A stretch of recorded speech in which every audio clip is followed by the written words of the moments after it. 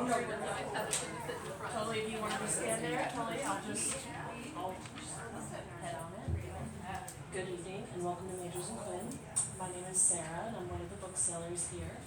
I am so pleased that you're joining us here to celebrate Rebecca and Thomas's new book, Held Together. A few housekeeping things before we get on with the show. Tonight you'll hear from Rebecca, in conversation with Eileen Andersen. Then there will be a time at the end of the program for audience questions.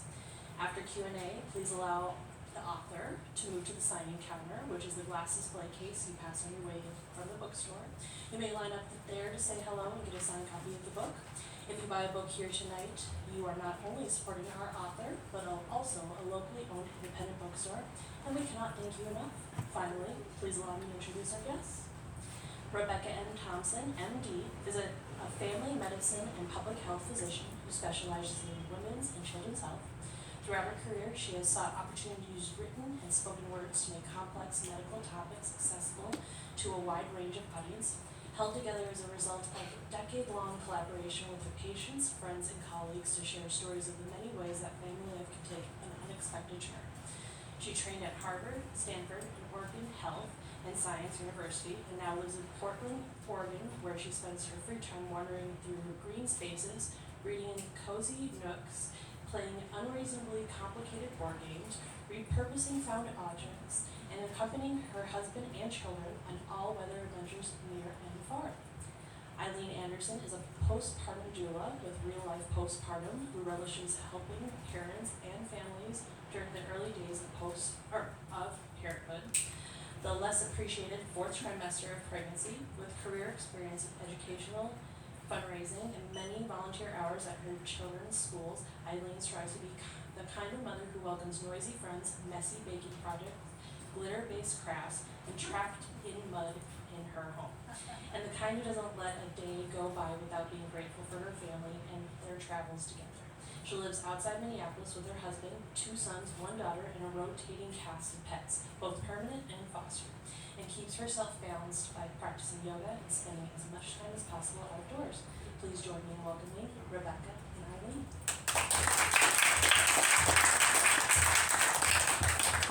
Thank you, Sarah. Let's see. I'm thinking that we can just talk sitting down, but maybe when we're reading our excerpt, we'll stand up so you can hear us a little better. Sound good to you? Yeah. Well, thank you all for having us, and my family and I are really happy to be visiting here from Oregon.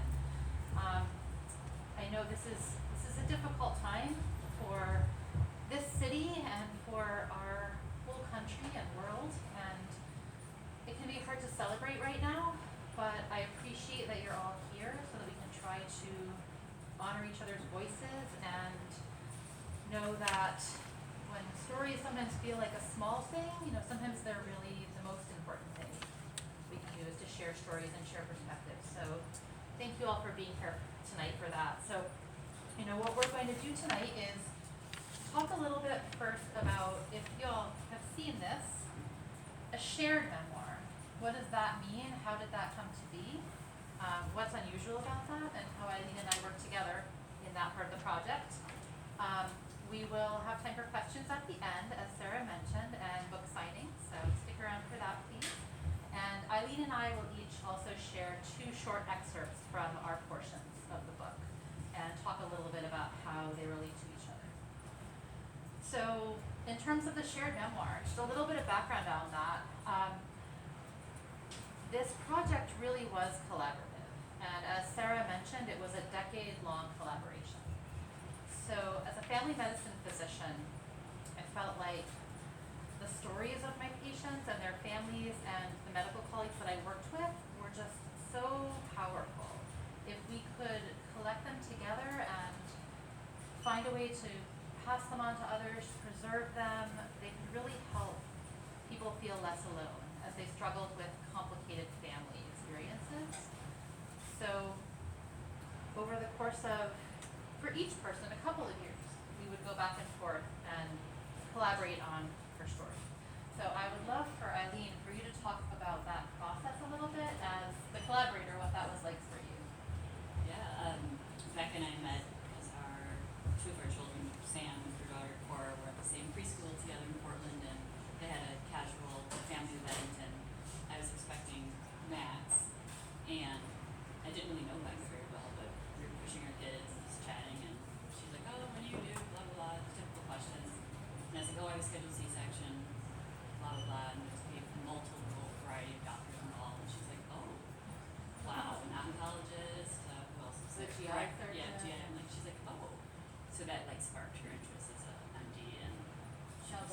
story to share. Yeah, so we just kind of hit it off from there and worked together, and she's highly organized, I follow directions well. So.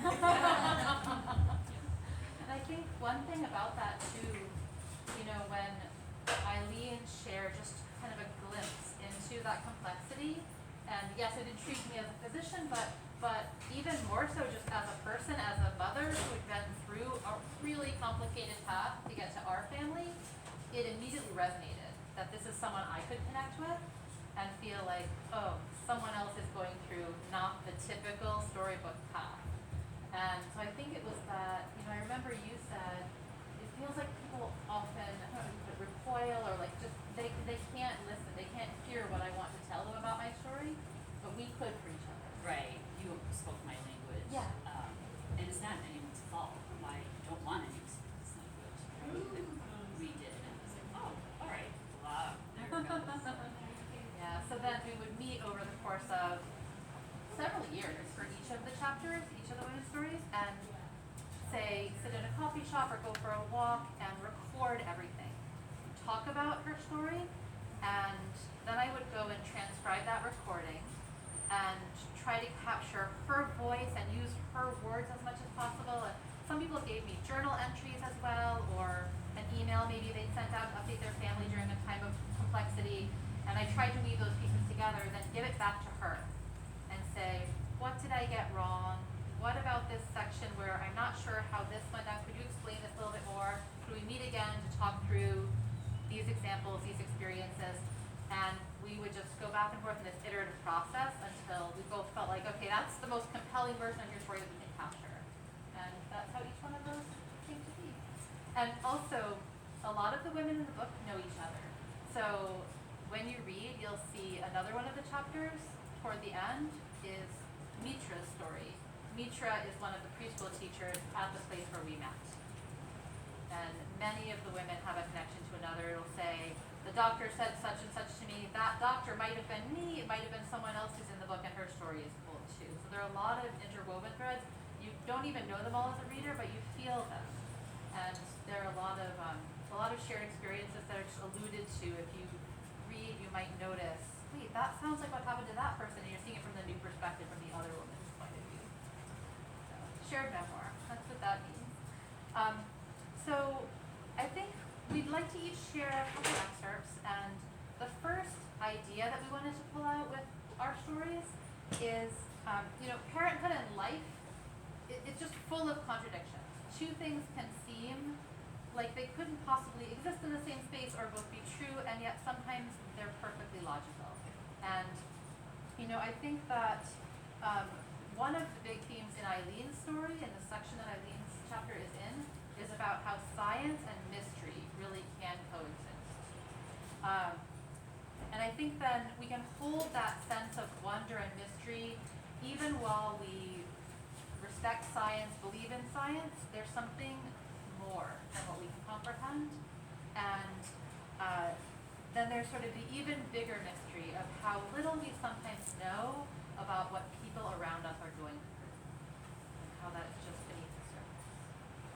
So I think the first passage is one of mine, a very short excerpt, about 2 minutes, I believe, and it's about science and superstition. So when I was pregnant for the fifth time, after 3 complicated losses and 1 living child, who is here with us tonight, we'd undergone a prenatal test called chorionic villus sampling. Some of you have probably heard of it, been through it, had friends go through it. And then we had gotten some preliminary results over the phone that said the test was reassuring, but we hadn't gotten a thorough report, we hadn't learned the sex of the baby, we just heard preliminary looks good.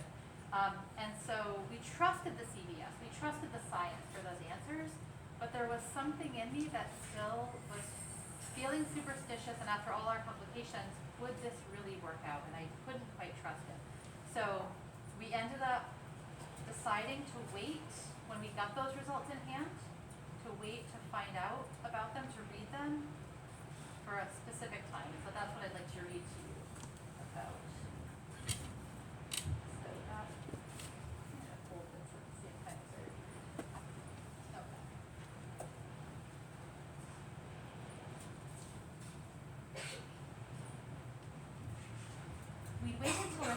geneticist message until we were all together. Ian and Zach and I curled up in bed to read picture books on an unrushed vacation morning.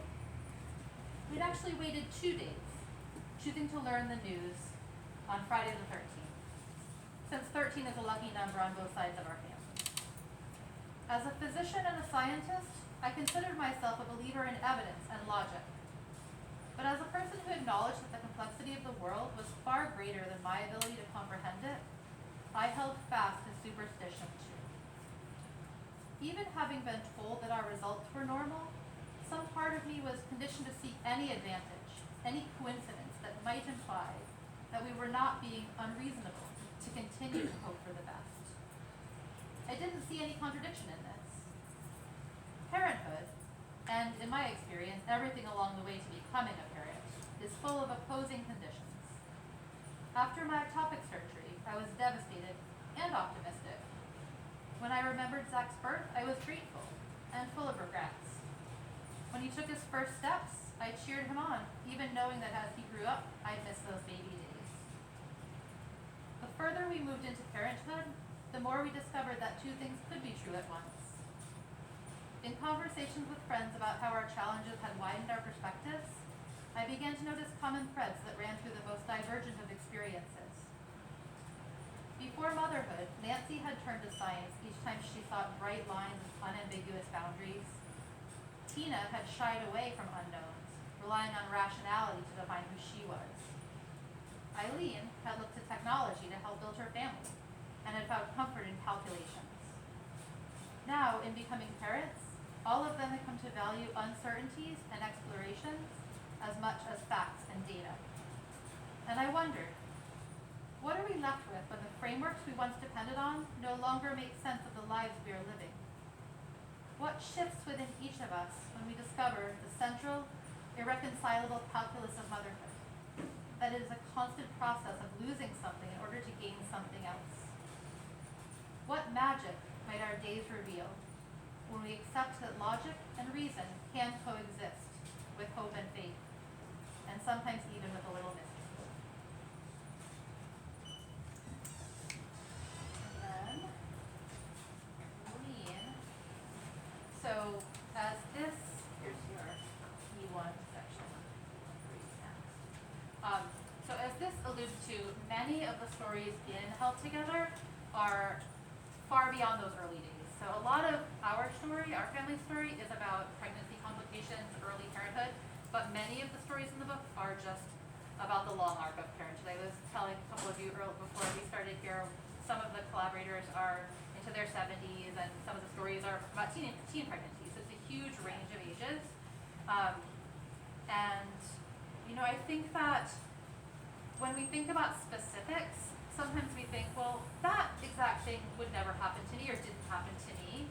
And yet we can really feel the universal in these different moments, in these different pivot points in time. And so when we look at, for example, you know, Eileen's story does touch on early parenthood as well, and IVF specifically, in vitro fertilization. Now, even if we haven't gone through that in part of our family story, I think that it really does speak to assisted reproduction. It's magic and science all in one, right? It's the perfect intersection of those ideas. And really, it's amazing that any person ever gets born at all and how any of this works scientifically. And there's got to be something magical in that. But IVF has this special feeling to it in that way. And I think Eileen's excerpt really speaks to that. During the transfer, 3 days later, the doctor told me the embryos were going to look like shooting stars. As I lay back and watched the dark video monitor overhead, I saw a streak of brightness, once, twice, as our chosen embryos flashed across the dark sky of the screen. It was surreal and breathtaking and ethereal. Then suddenly the day became ordinary again as I walked out of the clinic, pressed the elevator button, got into my car with Paul, and drove home looking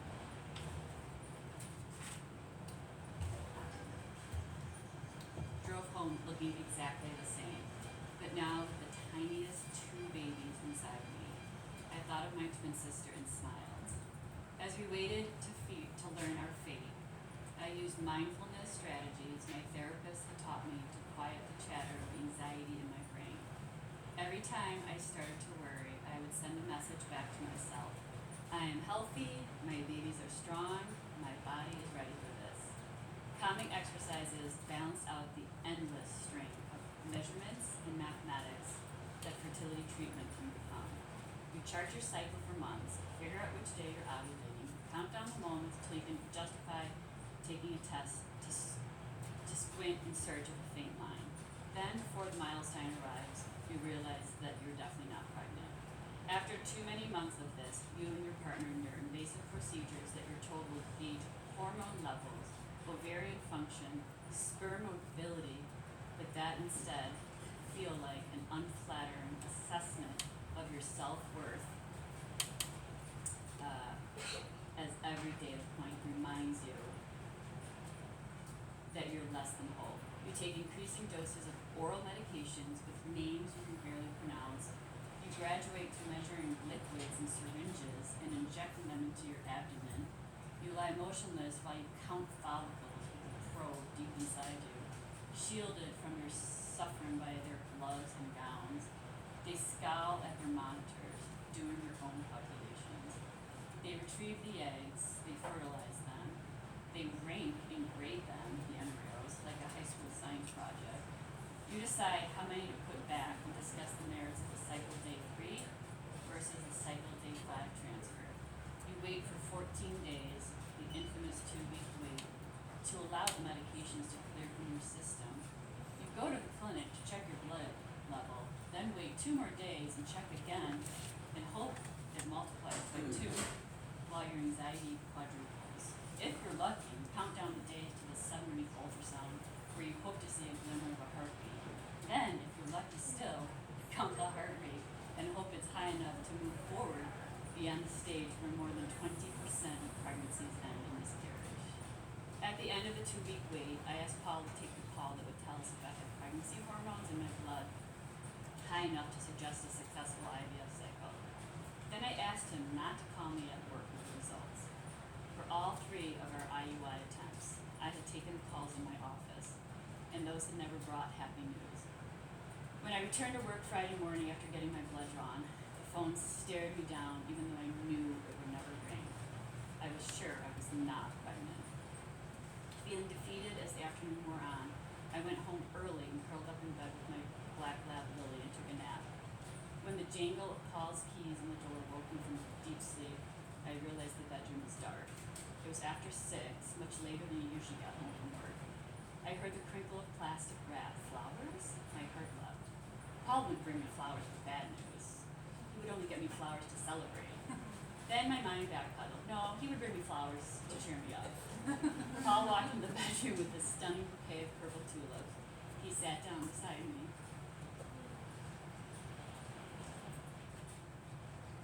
Still wearing his coat, smiling, and purple is my new favorite color.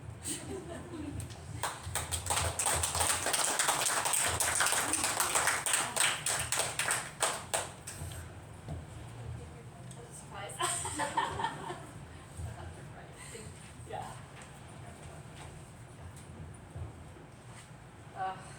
Yes, we have a little distance on these, but sometimes it's not that much distance, right? Oh, yeah. It feels like a long time ago, a whole lifetime ago, and yet still very fresh and Yeah, totally. No, good. Thanks. take a breath. So,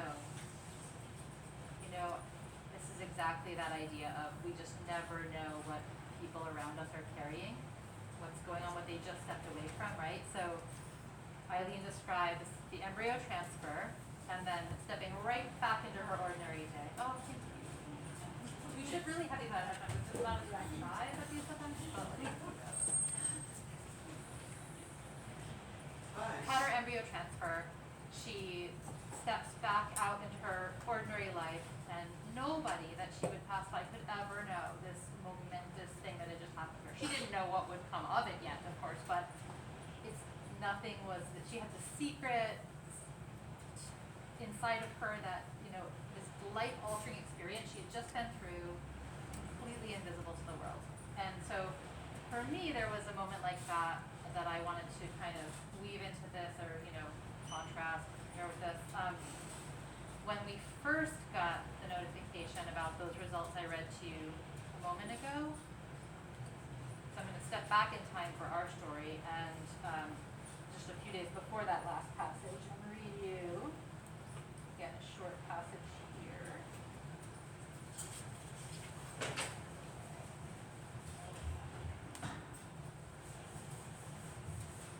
The plane was about to take off. I stared at my phone and willed it to ring as Zach bounced on the seat beside me, his toddler energy uncontainable by narrow gray pleather. Several flight attendants were chatting up front. Though I sensed some urgency in their voices, my only concern was if the call would come before we were asked to turn off our electronics for the flight. Zach and I were on our way to meet Ian in California, where he traveled for work and where we would join him to visit family and attend a good friend's wedding. It was also the day the hospital geneticist was expecting to get the results of our chorionic villus sampling, 1 week after we'd undergone the procedure. She'd promised to call as soon as she had any news.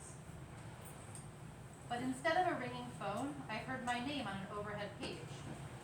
With my hand in the air and a look of confusion on the flight attendants' faces, I realized that the commotion at the front door had been about me. The scanner had registered Zach's ticket, but not mine at check-in, and the crew was getting alerts about an unaccompanied and exceedingly young minor. Finding me, they were relieved at the misunderstanding and went to secure the doors, beginning their pre-flight announcement. I reached for my phone to turn it off, just as it rang. When I answered, the geneticist shouted, "Normal chromosomes!"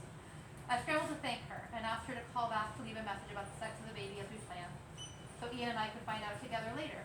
Then I left a quick message for Ian, who'd be in meetings all day. How strange and incredible, I thought, that it was confusion over my own ticket that had delayed our flight just long enough to get her call. Zach sat happily distracted, latching and unlatching his tray table as he chattered away about forklifts and bucket trucks. Other passengers, just as unconcerned all around me, cinched down their seatbelts, thumbed through glossy magazines, and pulled snacks from their carry-ons. I leaned back and closed my eyes. Anonymous again among the sea of people, I marveled at how monumental a thing had just happened to me without causing a ripple in any of their days. How easily this moment could have pivoted in such a different direction. As this fresh relief washed over me, I knew that I couldn't begin to imagine all the stories the passengers around me were living. So,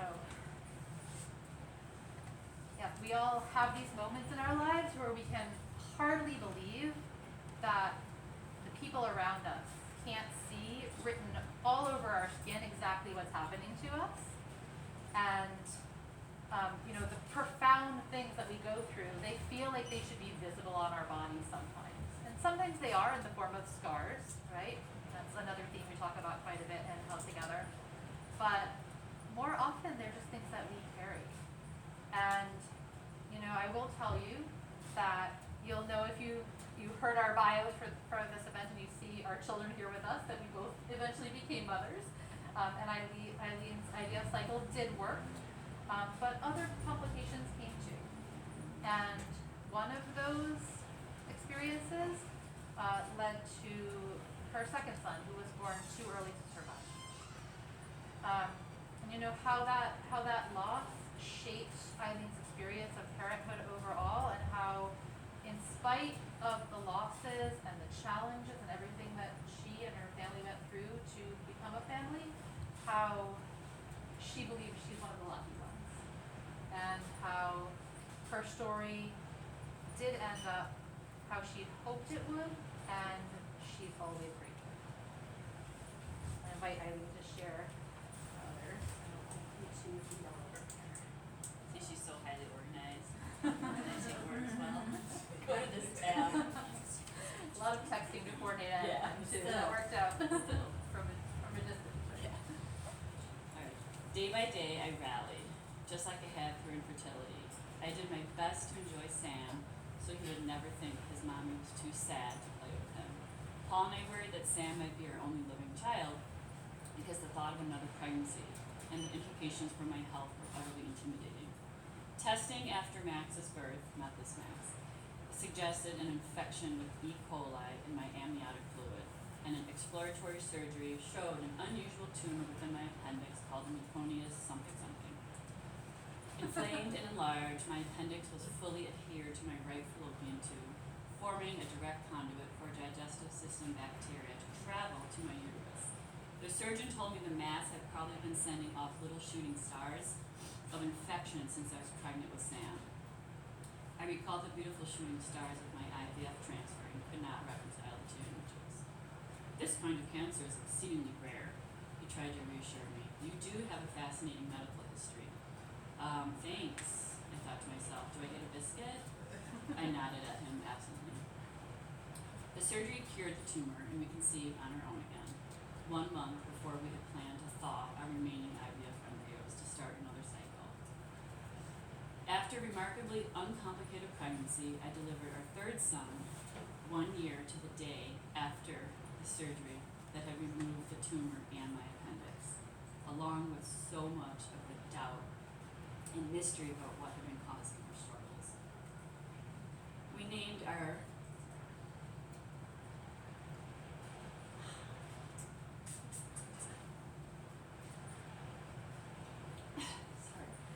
third son Maxwell and called him Max to honor our second son, the much missed baby. Oh my God. We now thought of as Spirit Max for being brave enough to come first and make the way safe for his little brother. Sometimes I wonder if women who don't know my story look at me the way I used to look at mothers with 2 young kids, and I resent their good fortune, or they resent mine. I wonder if women who are still struggling think I'm not one of them. These days, I can enjoy baby showers and smile at pregnant women, but my heart still aches when I see my friend's daughter, who was born a few weeks before Spirit Max's due date, and think about who he was, who he would have become. Sometimes I catch a glimpse of other women's lonely eyes in crowded markets and on city streets, doing the calculations that I used to do, that I still fall into sometimes. I wonder if they assume I take what I have for granted. Oh, sorry. Thanks. I think it's safe to say that you don't take it for granted. No. So, yeah, I mean, I think this is just a great time to chat a little bit about, it's a lot to take in, but And practice too. I think the biggest message from these kinds of stories and the intersections between just the passages that we read is again that 2 things can be true at once. So love and sorrow, right?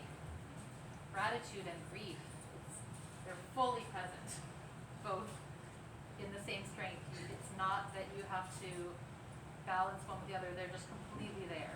And just because they seem contradictory doesn't mean that they are, right? So how do we hold these paradoxes? You know, it even feels more relevant right now with how dark everything feels sometimes, and trying to bring some light into the world with stories like these and help people feel less alone. But it just feels really hard to spread that light sometimes and not feel like you're denying the darkness. Gosh. Yeah. So I just think that acknowledging that everyone is going through invisible challenges is one thing. How do we act on that? How do we use that as we move through our lives and bring compassion and try to support each other? Yeah, I would just, we'd love to hear from all of you. This is a kind of a question and answer time, and Eileen, maybe you could take a minute to, I feel like I've been talking more than I'm sure, but to let you gather your thoughts.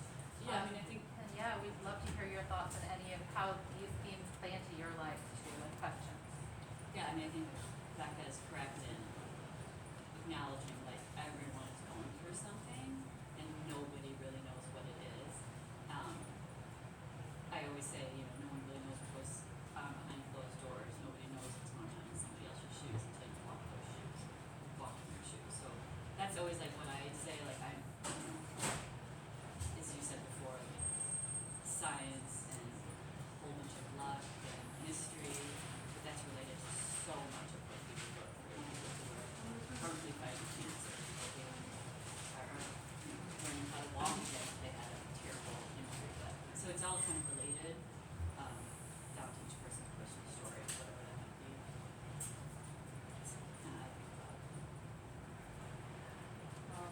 wanted to allow plenty of time for questions or comments, so anything you all want to hear more about or questions you want to ask.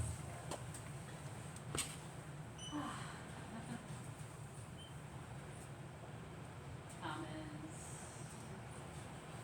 Story you want to share, something that resonated. I'm just curious as how you both have incorporated these into your practices, into your medical practice, the lessons that you learn and how you think that these experiences.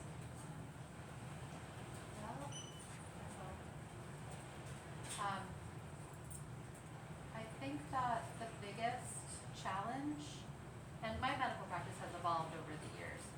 I've worked in lots of different settings. Truly right now, I have been trying to focus on using this essentially as kind of public health. This is a population level kind of practice where I hope it can help more people broadly that way. But in terms of individual patients, and when I do get to work with people clinically, I think time is often the biggest limiting factor. And so when you can, even in a compressed amount of time or a short encounter where you won't meet that person again necessarily, if it's kind of an emergency situation, whatever you're caring for them, if you can really hold that kind of presence, that even if you know it's 5 minutes, 15 minutes that you have with them, you make space in the encounter for understanding what a full life they have outside of that moment.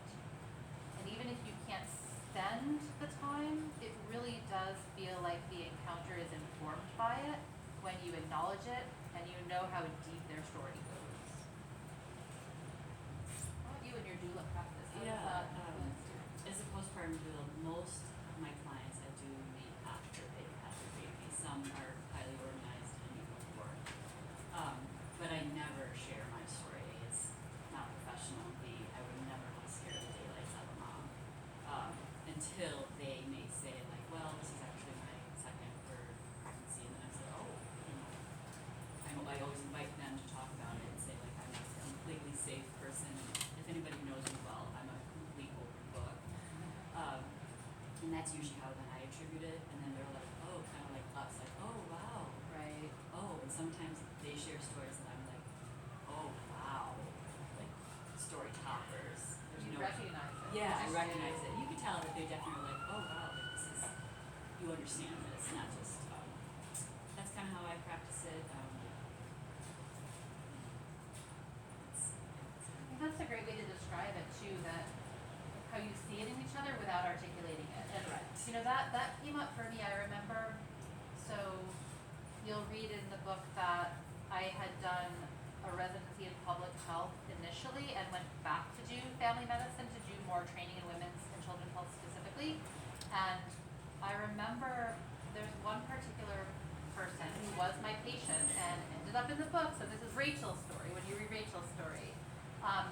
Rachel came into my clinic late one afternoon, like a 4 p.m., 4:30 p.m., like one of the last of the day appointments, and started telling me about, balancing how much I want to give away of the story, but telling me about all sorts of complications, recurrent pregnancy losses she'd been having, and just feeling really desperate.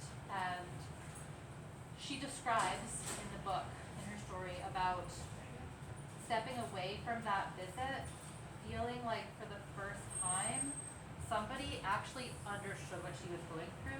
It wasn't just me. I had an amazing staff who she got to see several other people at our clinic that I brought in for her, and it was the first time she had the experience of really feeling heard. I hadn't shared anything about what I'd been through with her, but she knew at a deeper level. She could tell that there was a reason I was able to show up for her, and that continued over years. I mean, that was now, gosh, how old is her daughter? That was about 12 years ago. So, yeah. You don't need to say the things for people to understand that you're listening, and that you're listening because you've been through something that allows you to connect with them. And I agree with you that I would never share those details. Certainly, if someone asks me, I'm willing to share some of the information. I mean, obviously now it's out there, but it's not something I would have opened with or ever, oh, me too, that's not for medical care, that's for, maybe chatting with a friend, I fully agree, but you don't have to tell your story for people to know that you care about their story, and that answers your question too, in a way of how it informs medical care too. Thank you for that question.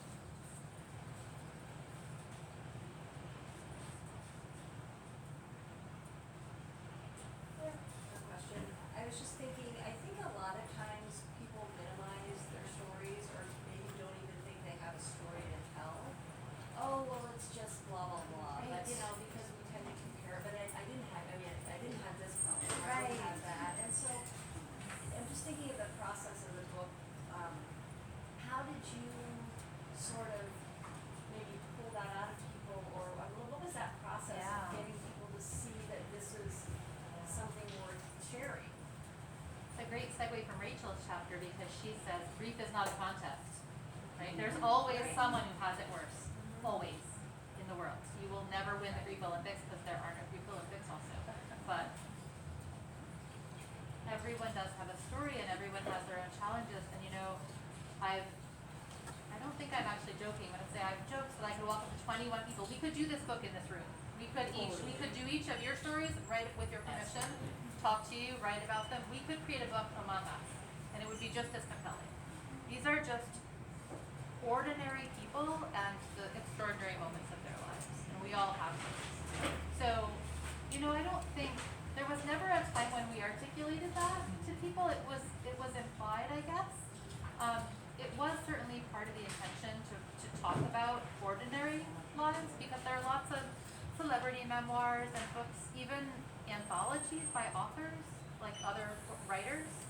But we never wanted this to be an anthology, and it's not. It's a collaboration. Every chapter is really, really collaborative, and so it can capture her voice, but trying to be elevated to the best whole version by working together. So didn't ever have to say, do you think your story is worthy? Because they were. They just are. Everyone's story is, if you listen the right way. Yeah, I mean, everyone could have a story and could be a book about anything that they've handled, and that's the reality of it. I just was lucky to be pushing a toddler on a swing. It really is about how you find those themes, though, and truly anyone can do it. And I've encouraged people who've asked about if they want to tell a story like these of their own life. Not everybody wants to write, and one thing I've suggested when people have asked, and don't. I'm not a journaler myself either, so I don't know why I started writing these down, but maybe it's because of the oral history part, because that was so amazing. And so you really tell a story, I think, in more detail when you're talking with someone. So I've encouraged people, take a recorder, take your phone, go for a walk with yourself or with a friend, and just start telling it and record it. You don't have to write it down. Not everybody wants to write. The only thing I'll add is what Becca said is more time as a medical professional to give to patients, and I cannot second that enough going through all the medical stuff. And I did use mine, again, for those that know the direct conversations with medical professionals and let them know that was abusive. You cannot say that to people. That is not okay. When they would cut you When off. they would cut me when off they or would- say things like, as a 34-year-old, well, this is what happens when you put your professional life before your private life. Or what do you expect? You're not 22. And I was 34, So I would pause and that is abusive. You cannot say that to women. But then on the flip side, I had the most amazing, and who I would say, you're the first doctor that read my entire report and told me my story. That was your IVF doctor. Your My- fertility. And I was. I just want to make clear it wasn't me. No. I'm very happy that that wasn't me. As I give that feedback, I always gave positive, so that they know wow, you're doing an amazing job. You are helping people get through their day. So that's the other reason I think this book is helpful for anyone who is handling tough situations with people. Is Yeah. to be a little bit more human Yeah, and not really, judge them. the story is really, they're they're not, as I said, just about their early days of parenthood, but they're not even, I mean, parenthood is very broadly defined, motherhood is very broadly defined in here. Not everybody in this book has biological children. Right. There are several stories about people who maybe didn't want them, thought they didn't want them. We're trying to figure that out too. So it's not like these are all people who are, you know, stereotypical this age of a woman who decides to get pregnant and it's tricky and then it works out. That's not what this No. is. It's about complicated family stories. So very broadly defined. Question? So you're a physician, so how did you find, how did you work with a writer? Like, were you the sole writer and? Yes. So you, cause I would feel like if I was gonna do something like this, I would have to have someone help me. So how did that work? Yeah, so I truly do see as a collaboration with each individual woman, Yeah. but there was no other writer. Wow, There was no amazing. ghostwriter, there was Right, no right. nothing. I love to write, I always have, and so actually when I thought of, I wasn't pre-med in college, I was an anthropology major because I love life stories. And I thought, oh, and then I was president of my outing club because I like hiking and canoeing. You'll read about some of that in there, the wilderness of motherhood. So I just, that wasn't my path. And then because of my wilderness medicine experience from being in the president of the outing club, I just needed to learn some first aid to lead trips. I fell in love with medicine right as I was finishing college. But I've always wanted to write. So after college, I worked at New England Journal. I've written for a few wilderness medicine journals and things. So it was each person we collaborated by sort of recording and trying to, I really wanted to capture her voice. But I also intentionally, for each chapter, each story, wanted it to have a narrative arc. They read like fiction, I hope. I mean, I've been told that many times. They read like fiction, but they're all true. For about half of them, we anonymized maybe name or geography for her privacy, but at her request. But every single thing in the stories is true. Sure. And it was all just by talking about them and working together. Thank you for, it's helpful to clarify that too, because I do think that's one reason this is unusual. And I hope it's something new that it brings, that I hope there will be more books like this because I want to read them. And we wrote it because it just didn't exist. And it's such a, I don't want to say fun, the stories are hard, but it's not a sad book. It's a really, really optimistic book and really empowering, even though the stories are incredibly challenging. Sure. And I hope no one will go away thinking it's just a depressing thing about loss. There's plenty of loss because it's life, Right. but it's really, really fiercely optimistic. I'll just make a small comment after you just said, so love that you were highlighting, like there's these lights or these, you know, lows and highs, but like in the darkness there's a shadow and this beauty of so much, and right in the title there, Held Together, like you guys have just found such beauty in that, I would say that shadow part that brings on a different lightness, so I really appreciate like you sharing those stories, and I think sharing that dichotomy of both halves of motherhood and stories.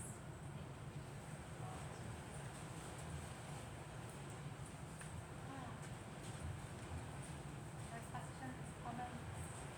Are you continuing on this journey of bookstores or?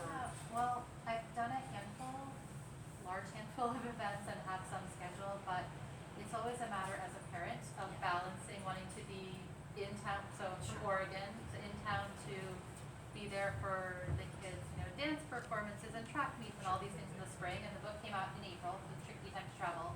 I managed to fit in a few things, few trips. I've been doing a ton of podcasts because I can do those Very good. from my little studio I set up in my basement with a pretty curtain behind me so you can't see the chaos of the makerspace behind us. So podcasts have been a really big go-to for me, and I love doing those. And then we're out here doing a road trip with the family. This is our only event here. I'm visiting indie bookstores to say hello and sign copies, but this is our only event. And going to the Apostle Islands, go kayaking, stuff like that after this. And then back in town, I'll do Seattle and some Oregon Post stuff. But I'm pacing myself because I want to do lots of events, but I don't want to miss things at home either. And whenever possible, I try to collaborate with a collaborator from the book, so we can both talk about something from the. It's way more fun than just sitting up here and just reading to you all with no interacting.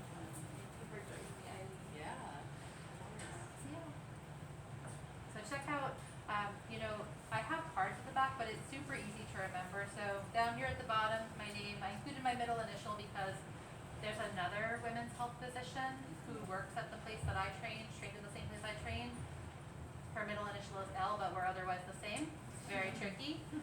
So anyway, if you want to find me, it's just RebeccaNThompson.com, RebeccaNThompson@gmail. Just use the title. Don't put my MD because I don't like to be pretentious.